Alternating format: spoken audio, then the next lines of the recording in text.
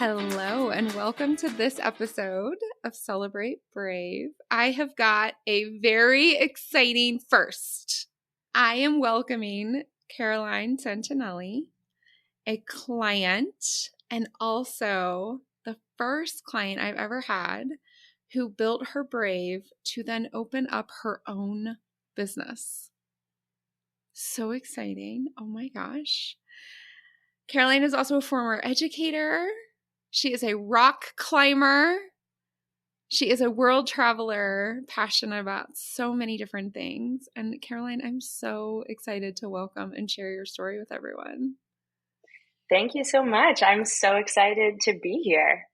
Now, did I miss anything? In my intro? I don't think so.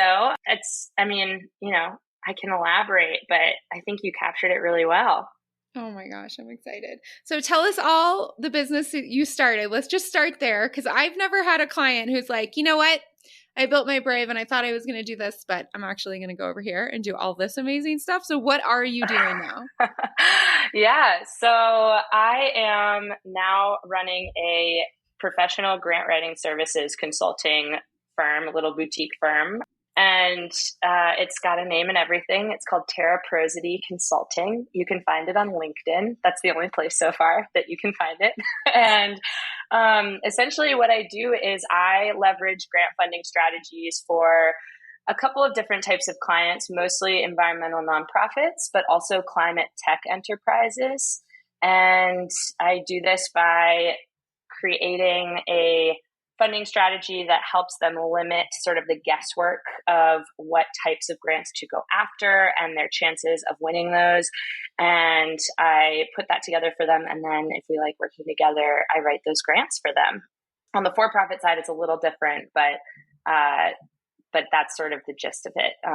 But in the for-profit side, it's more about creating partnerships with nonprofits so that these really cool climate tech clients can essentially help fund their research or often get the workforce that they need in order to do the work that they're trying to do in the world. So if they're trying to install heat pumps or solar panels, often they've got this amazing technology, but they don't always have a workforce to install those, and they don't always have the capacity to develop that workforce. But a lot of nonprofits do, and a lot of them already do it. And so there's just a lot of potential there to create really cool partnerships. So that's like the long-term vision of the business.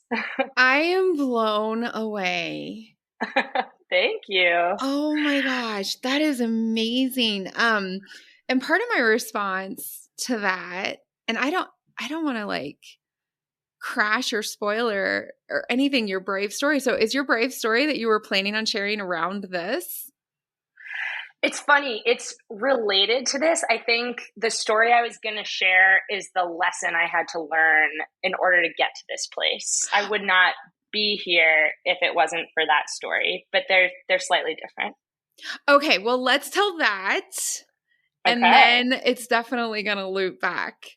Oh, I'm so okay. So I am on the literally, I just scooched all the way to the edge of my seat. I'm like all crunched, so I need to straighten myself. But like edge of my seat, what lesson did you have to learn? Share your Brave story with us. Yeah, absolutely. So it was hard for me to come up with this. And then as soon as I thought about it, I just like, I have a page of notes in front of me. It just poured out. I actually was so concerned about it that I asked my boyfriend last night to give me a story. I was like, when do you think I've been brave? And of course, this turned into just a disagreement about what bravery is, which was hilarious. And so being the person I am, I turned to the internet and I was sort of like, okay, who's an expert on bravery? And I just Googled Brené Brown, brave definition. And it was really helpful because it actually, this is the thread. This is where I found the thread that connects these things. So I was reading through, I found this article. It was something very clickbaity, like 5 ways, to be brave according to Brené Brown. Mm-hmm. And one of them, as I was reading through this list, one of them just hit home in one of those like, oh man, that's something I don't want to have to share publicly on a podcast kind of ways. Like I was like, oh no, that's it.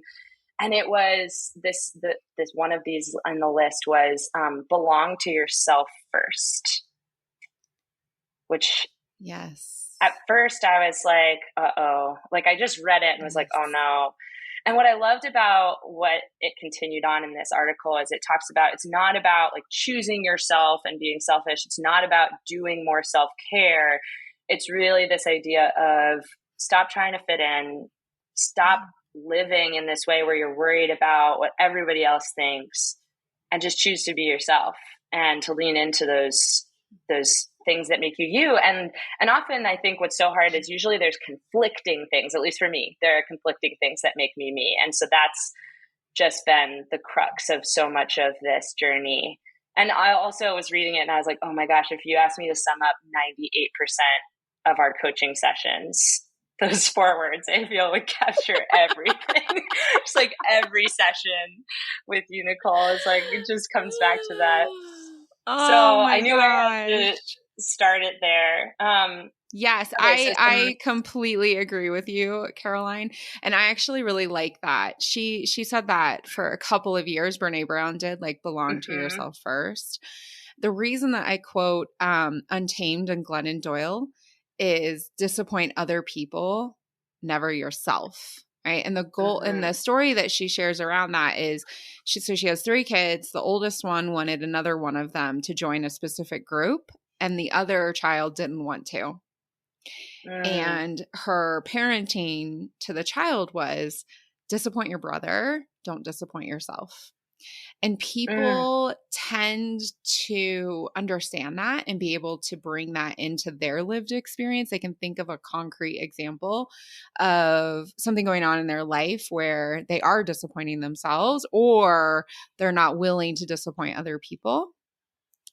And the Brene Brown for me is really that like next level understanding of belong to yourself.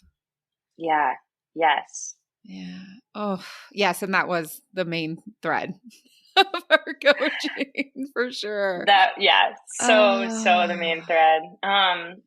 Yeah. So the story I was going to share is that, so some background, you mentioned in the intro that I was an educator, and I was actually a high school English teacher. And you know this, but in October of 2021, I started to lose my voice. And that's not a metaphor. I legitimately couldn't talk. I thought I had laryngitis. By December, I was like still just like croaking like a witch in like a Grimm Brothers tale. I couldn't talk. I went to all these doctors, and I finally went to this very specialized throat doctor who looked at me in one appointment and he said, "There's nothing wrong with your throat. Tell me about your stress levels." And I just like croaked back at him like, "They're pretty high." And yeah, they're pretty high. Yeah. And he was like, "Well, I can tell your neck muscles are so tight that they're pulling on your voice box and it's causing you to lose your voice." And he prescribed me like 2 weeks of not talking and sent me to this voice therapist, which was actually very fun, and told me to consider taking some time off. And I was really stressed at this point, and I was disliking my job tremendously. But teachers don't take time off. And so I started seeing the voice therapist and sort of continued on. And I started to experience panic attacks for the first time. I would call my friend Joni just in tears in this like true state of despair. I couldn't see how I was going to get out of this cycle I was in. And I was crying on my way to school. It was a really toxic environment. To paint a quick picture of that, we had 3 people in my department alone leave since I had started the job, and I had started about slightly over a year before that. So I'd only been at this school for a year and a couple months, and 3 people had left, and 2 of those were mid-year, which just like doesn't, if there are any teachers listening, you sort of are like, wow, that pretty much never happens. It's pretty unheard of in teaching to leave in the middle of the year. So that was the atmosphere I was in, and I left for winter break, and I thought, that'll help. It didn't. And then I also got really sick, and I thought I must have COVID or the flu, but I just had this different fever-inducing virus, and I was wrecked. And I had to take the first week off of the new semester. And that's when I knew I couldn't wait till the end of the school year to do something about my circumstances, because I'd been seeing this therapist about my stress levels. And I remember telling her that I had been lying in bed crying, and I realized I wasn't crying because I was sick or I didn't feel well. I was crying because I would rather continue to be sick than have to go back to work, because it was actually the best that I had felt emotionally in the last like 3 to 4 months. Oh my God. Yeah. I And did not so, know that. I did not yeah, know that. I met you after that conversation. we met after that. Yeah. Wow. Oh, and I have to say, I've been there.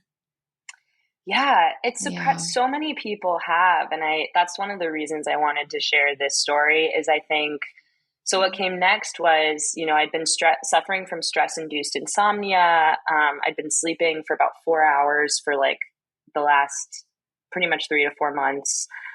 And that was when my therapist said, have you ever considered medical leave?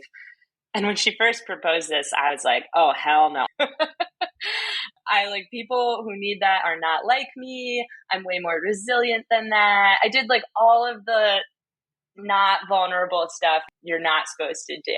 And those lies right there, those two lies that you just said, right? Like people like me don't do that, right? That is so indoctrinated into us that we're supposed to be able to do all things for all people at all time except for ourselves.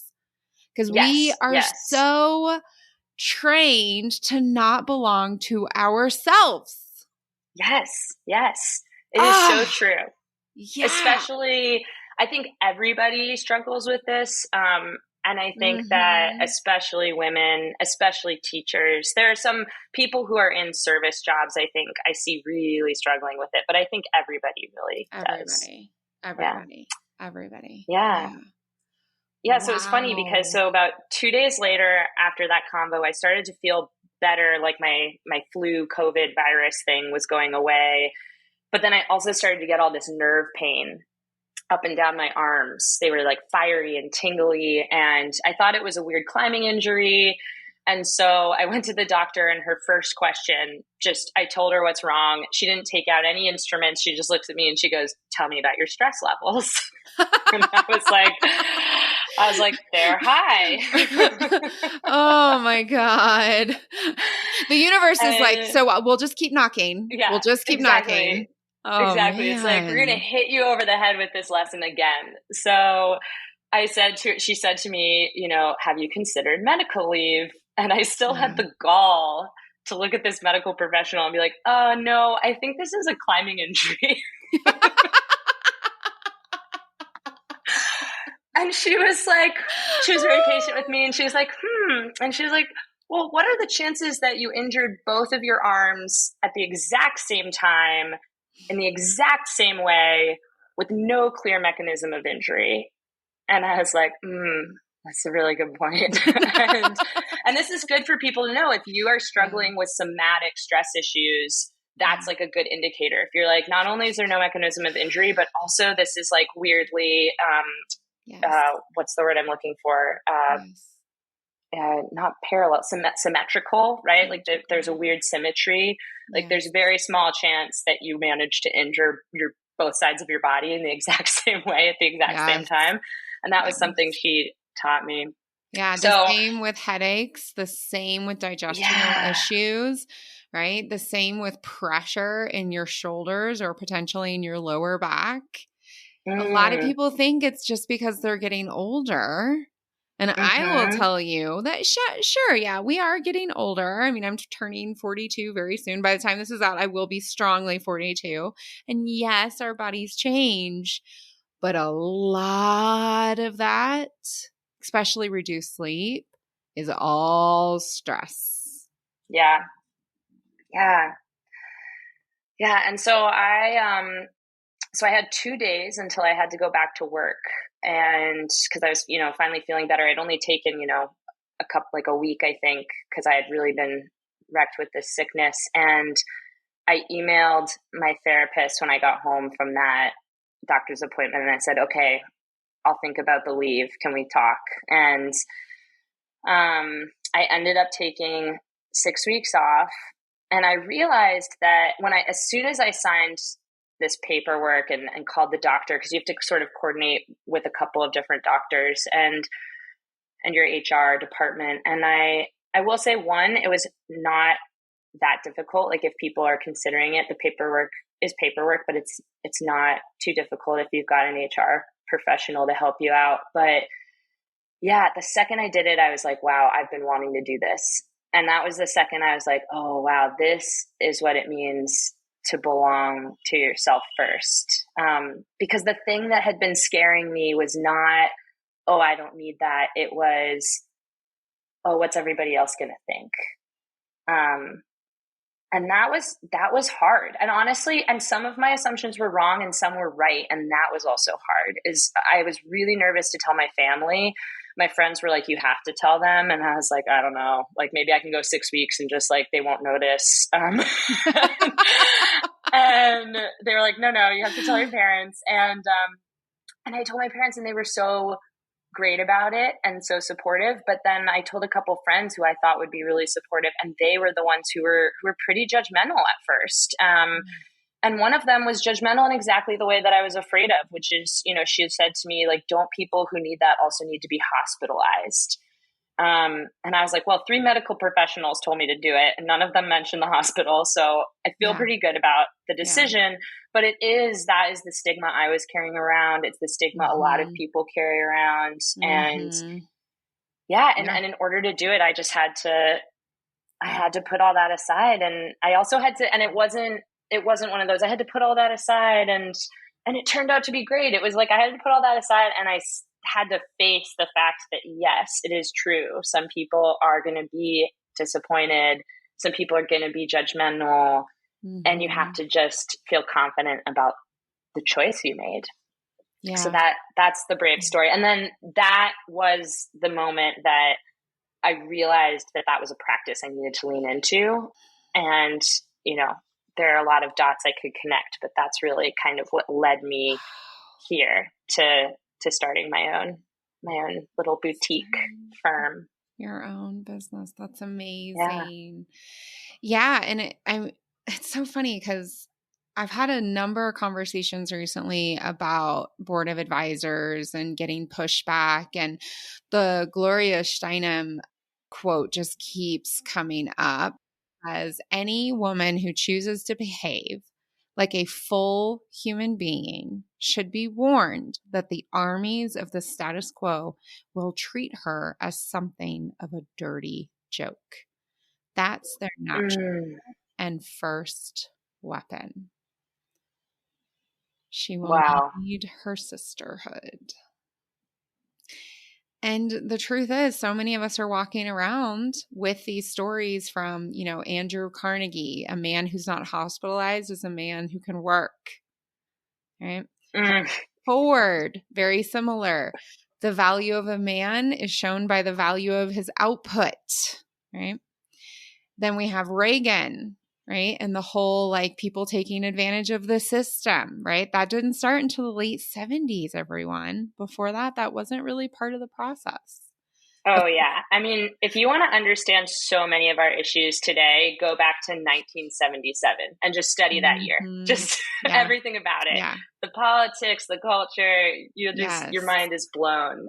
Yes. And the access, right? Because, as more people who are quote unquote not white got access, then people started questioning all of the processes and the support, the systems, the norms, etc., because heaven forbid if white people share, right? So all of this is true, and we get to decide we are full human beings, and we get to decide we treat other people like full human beings. And when people are not ready for us to be full human beings who take care of ourselves, who role model belonging to ourselves like you did, that triggers other people. We need to build the skill of letting them have their feelings and letting them deal with that. And that's something that you and I talked a lot about. So much about. Yeah, I will say you were an important part of connecting that moment, because that was right before we met. And actually, part of taking that leave was, I ended up hiring you. I signed up for another teacher career coach course. I went on an online date once I started feeling better during that leave, and I met the guy that I am still seeing, and he's fantastic. And I love him. And so, yeah, lots of amazing things came out of this. But it was tough. It was really tough. And when you chose to go back into school, like I was like, she's not going to go back. She's not. She's going back.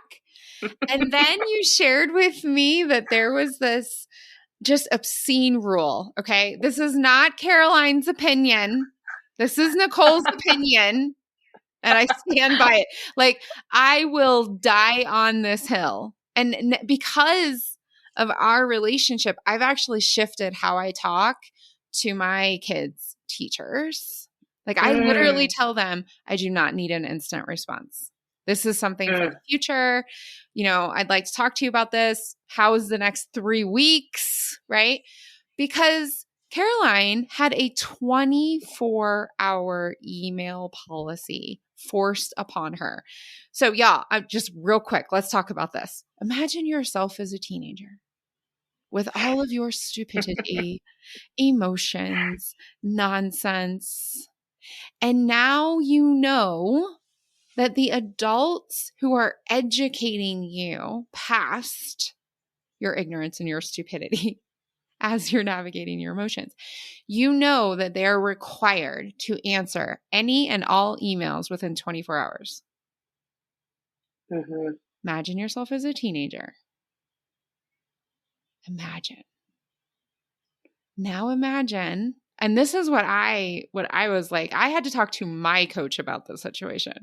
Okay. Because I was like, what kind of entitled, impulsive, irresponsible adults is that creating?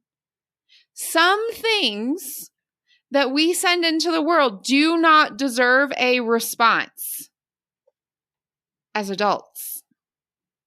Some of the stuff people write on my social posts do not deserve a response. It's ignorant, it's stupid, it's irrational, and it's in high emotion.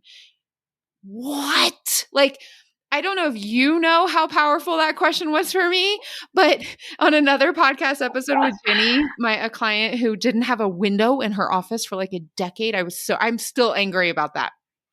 About her window, her lack of window, right? And for you, I'm like, 24 hours?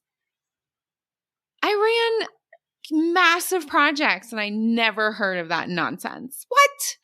Belong to yourself, y'all. Belong to yourself. Nonsense. Yeah, it is funny. And it's such a cultural issue. And to paint folks a picture, like, because I know there are probably some people who are like, like that doesn't seem that hard. But when you're teaching, like, something that I truly didn't realize until I wasn't teaching is that a lot of my friends spend their day in front of their computer. Like, so responding to an email when it comes in is such a natural inclination, or most of them, use other tools like Slack that are, more collaborative and things like that. But, when you're teaching, you're spending most of the day in front of students, not looking at your computer, or if you are, you're teaching a lesson. And so you're limiting like what is, I think, hours and hours of email response time that other people have in other jobs to like these tiny windows in between class and like during lunch. And it was hard. That was so funny to me, because I think I mentioned it in passing and was like, I'm not doing well at it. Like, because you get narked out by some of these people, either parents or students, who are like, I emailed Caroline on Wednesday and it's Friday and I haven't heard from her yet. I would be like, and then you get, the email from your department chair sort of nudging you to respond. And even if they do it in the nicest way possible, that nudge, like, you still just feel so bad about yourself, because you're like, oh, like I don't, to be real clear, I do not. I love it. I loved how I was like, wow, I've never even considered that this is crazy. This is crazy. Okay, so I got a little obsessed about it. This was in the spring, right? When we were working together at the very beginning. You were like, then I was like, what? Stop. We're going to talk about this. That is absurd. That's toxic and it's slightly abusive. Anyways, I started asking everybody like, because you really defended it hardcore, right? You defended it at the time hardcore. No, it's so important. And in the same way, you were like, well, other people, I'm sure they do it because they're in the computer. And I was like, no, I'm going to prove her wrong. So I walked around and I was like, so do you answer every email you get within 24 hours? And you should have seen the looks of horror on people's faces who work in technology and are in front of their computers all day, every day, especially during the pandemic, right? And they were like, what? No. And so finally I shared with you, and I'm going to share with everyone, there were 2 times in my career where I had gotten so many emails. I had I don't even know, thousands of unread emails. I decided to select them all and delete them all and move on with my life. Incredible. Twice. I did that twice. One of my mentors, this amazing woman I worked with for about 1.5 years, she's the one who was like, you know what? Sometimes you just got to start over. And I was like, I could never do that. I have to answer every email or at least read it. And she's like, no, you really don't. If it's important, they'll follow up. And if it's not important, it's busy work. And aren't you tired of doing busy work? And I was like, damn. Right? Blew my mind. Utterly blew my mind. Incredible. So you are a business owner.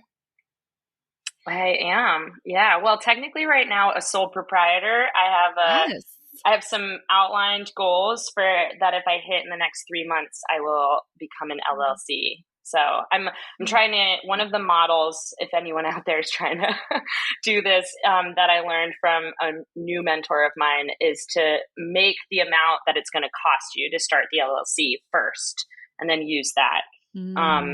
So that's my goal. I've got, a bunch of notes and spreadsheets and all that kind of nonsense. So exciting. So in the loop back that I promised before your brave story, which was very brave, and I really appreciate you sharing that with everyone, because I know quite a number of people need to hear that. Quite a number. Thank you. I want to share that it was clear from the beginning you wanted to do good. You care so much about the climate. You care so much about food and plant-based food and renewables. I mean, I can't even remember the name of that. What was it with there was somebody who was making food that doesn't have meat in it or something. What was it? You were the one who taught me about it. I can't remember. Anyways, so you just had so much passion. Then you are ridiculously talented. It's an innate talent to take all kinds of thoughts and ideas and data and create just a very clear summary in writing.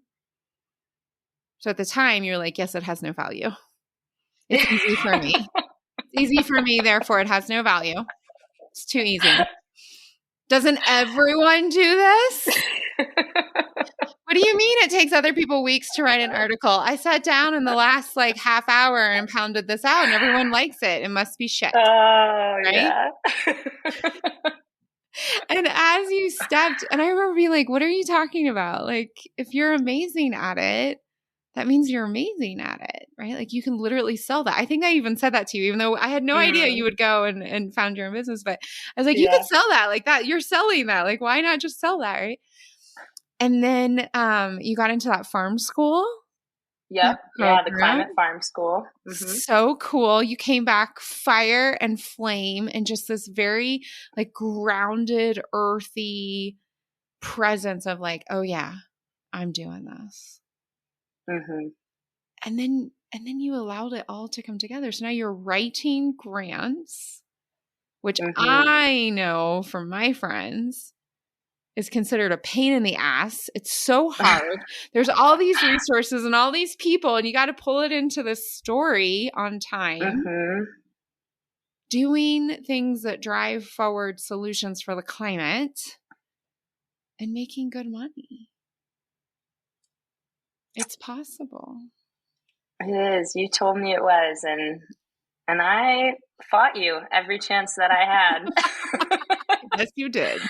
It takes me, you know, there's this great story we used to hear at my camp I grew up going to. It's from a book called The University of Hard Knocks. And it's a weird book. It's kind of, I don't know if it's maybe religious in nature. It was, which I'm not a religious person, but I remember reading this book, and there's a story, a parable in it about how we all have to get bumped. And then there's this sarcastic tone where it's like the smartest people have to get bumped a couple of times to really learn the lesson. And I remember actually having a moment, speaking of writing, where I was sitting with a good friend of mine at a coffee shop. I was doing some job applications, and she's a consultant. She was working on something. And I remember this. Yeah. So she turned to me and she was like, Caroline, you know, I'm getting this feedback from my boss that my sentences are too complex. And I think that's a good thing, but I don't know, she seems to not like them. And like, what do I do? Could you just read this through? And I remember reading a paragraph, and she is a fantastic writer. But I also could see exactly what her boss meant. And it was very funny to me to be sitting next to this person who I very much love and respect, and I think is so smart, and to be reading her writing, and to have her not see sort of what her boss was seeing. I was like, oh, like it was so clear to me. I was just like, oh, well, I see what she means. You know, you've got a ton of complex compound sentences. I went full English teacher nerd on her.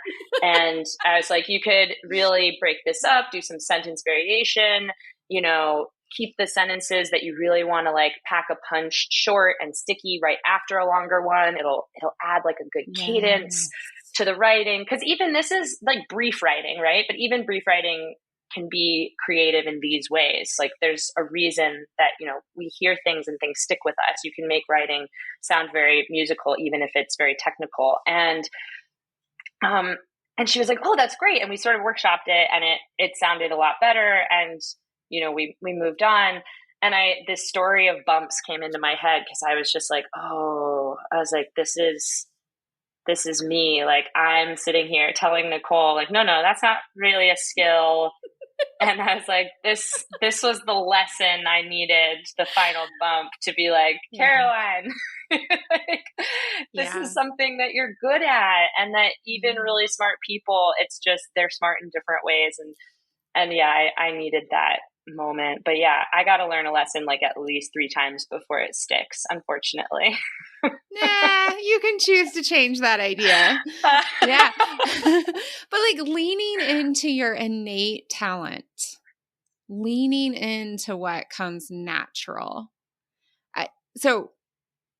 I shared with you, and I'm going to share on this podcast, I refused to call myself a coach for about 10 years.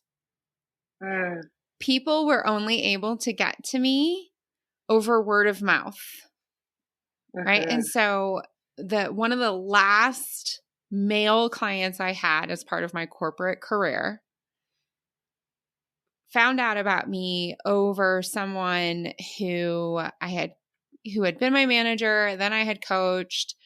Then we worked on something together, and he shared my name with this client.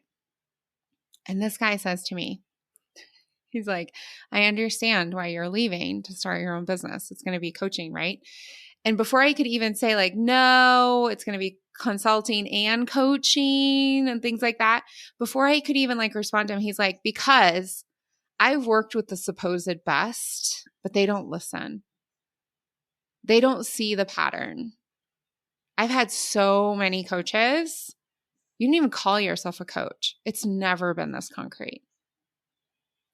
And that was a moment for me where I was like, oh, I am fighting an innate talent that I have that makes me so special in the world. Mm-hmm. So I did the same thing. Yeah, you have to Thing. belong to yourself first. So true. It's so true. Yeah. And my first business coach, her name is Cami Gildner. She was the one who gave me permission to step into essence instead of brand. And Caroline, I felt so much sympathy with you and so many. There were 2 times where I was like, I'm never going to see this woman again. She's going to send me an email that's like, screw you. I'm not coming back. Like, really, there were twice I was like, let's see if she shows up. Right? But I fought my first coach too. I really fought her. And thank God, because man, I made a lot of money through coaching with her. And that's just continued to compound because, and allowing myself to go back and forth like you did with me. By the time that I started talking to other people about it, I was so clear. The way you described what you're offering into the market, short term and midterm and long term, is so clear. And it's the result of really leaning in to your innate natural talent. So congrats. Oh, thank you. So exciting. So I want to make sure that we scale and share. So who's a brave role model you wanted to share? Yeah, this one was also hard. I'm cheating a little bit. I'm offering a brave set of role models, but they are people I know. I mentioned this. I grew up going to an all girls camp in New Hampshire, in the White Mountains. And it was an incredibly formative force in my life for myriad reasons. I didn't grow up in a very outdoorsy family. I learned how to hike there. I was an outdoor educator for several years. Actually, that's a part of my education identity I'm hoping to hold on to. And I climb, I ski, I backpack, that's sort of my world now. And so personality and interest wise, this place had a huge impact on me, but also the women who I looked up to growing up in this space taught me so much about what it means to be vulnerable, what it means to have this is going to sound like maybe a little wooey, but what it means to have a spiritual life that's not religious, but is still, grounded and present, what that sort of looks like. And this was before we all talked about this a lot. Now you can Google that and a million books and a million brilliant people come up, but that was not a time where people were talking about that a lot. And, but more importantly, they showed me this group of women, and I'm really thinking about the counselors, many of whom are still very close friends of mine. They taught me just all these different versions of success. And I watched them grow up just as much as they watched me grow up, especially now that I'm older and I realize they were just my age when I was watching them do that. And it's just all these women who kind of, like we've been talking about, really stepped into who they were and did that just in myriad ways. Just, some of them are teachers, some of them are professors, some of them, have gone on to become, more lawyers or doctors. Like, you just saw this spectrum of humans. Some of them decided not to pursue college. Some of them, decided to go live in a tiny house in Oregon. Like, there's just this huge breadth of lives that I got to look at as a young person and sort of see wow, okay, all these people seem happy and they seem, they inspire me. And there's no one way to do it. And that's another thing that I've had to relearn over and over, because I've known this for so long, but it's so easy to forget. Especially, our worlds can become so myopic, and you just look around and you're like, oh, everyone around me works in a big tech company and their goal is to do this, and they spend their free time doing that. And yeah, and that's not a bad thing, but I think I really have to remember to take a step back and remind myself of the breadth of possibilities And so those women have really been my brave role models for my whole life. And I think, they will continue to be. So. Oh, I love that. I love that because that's really for me, that is what this phrase empowered women really means. When I am empowered and I live in my empowerment, whatever that means, a tiny house in Oregon or a high-powered DC law career or none of the above. I'm a tattooed massage therapist, right? But it's my empowerment. Because I'm doing that, you are empowered as well. She is empowered as well. I don't give them anything. I don't teach them anything. I don't make them anything. I am in my empowerment because empowered women.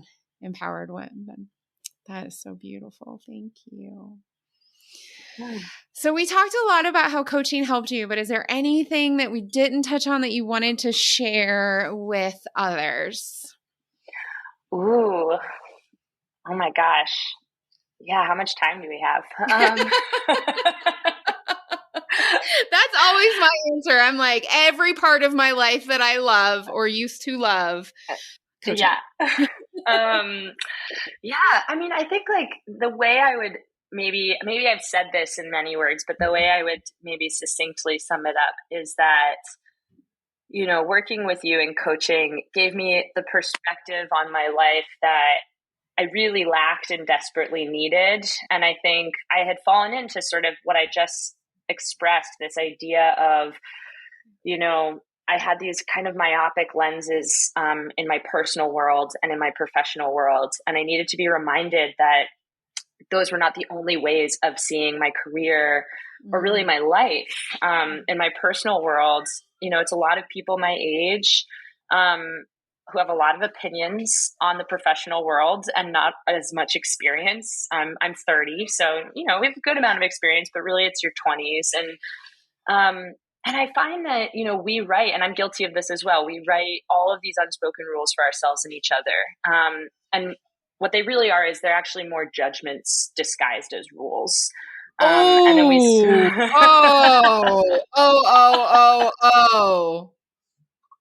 Say that.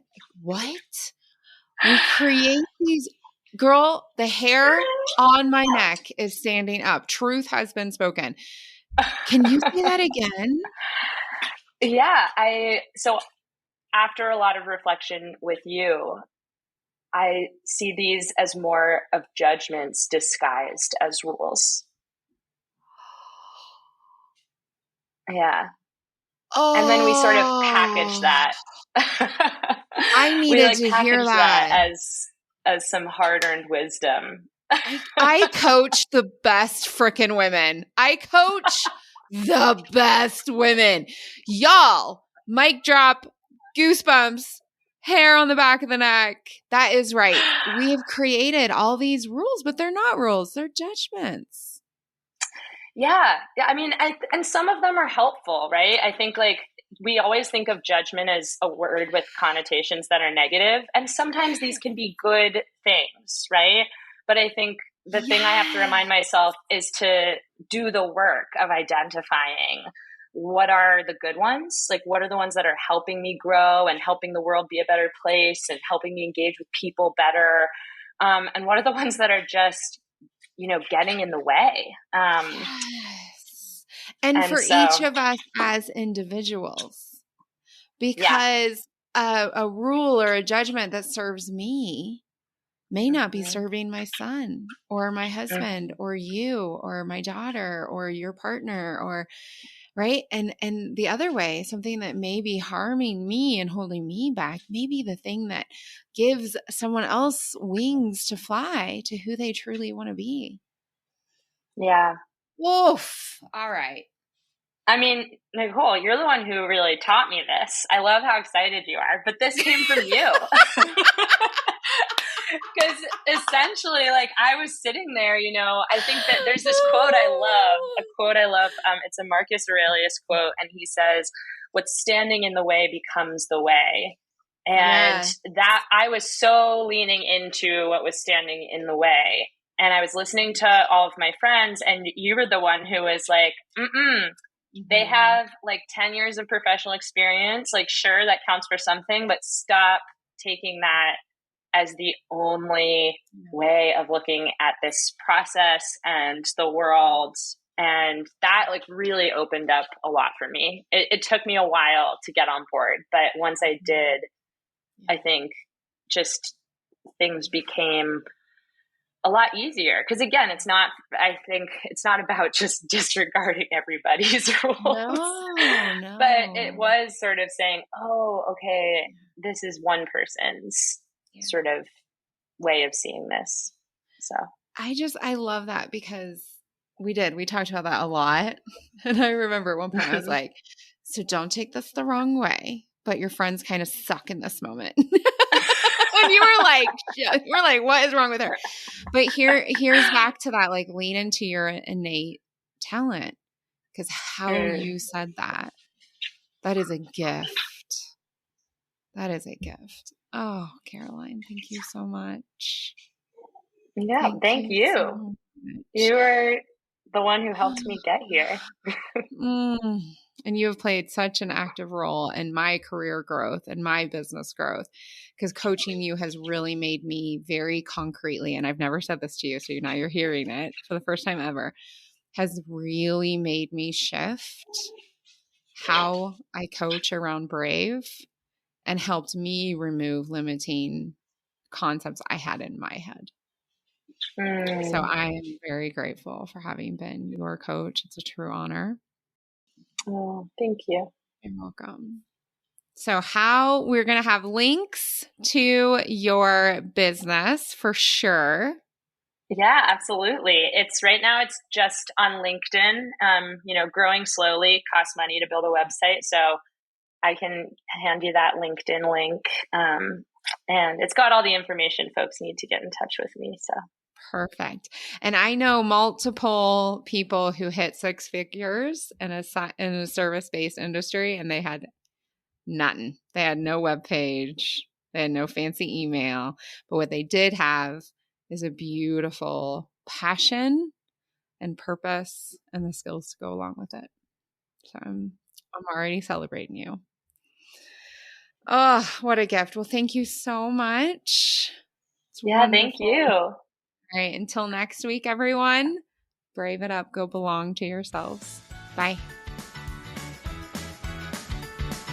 Hey, before you go, if you find the Brave concepts I share in this podcast useful, and you want personal, in-depth support to reach your Brave goals, I invite you to apply for my 6-month one-on-one Build Your Brave coaching package.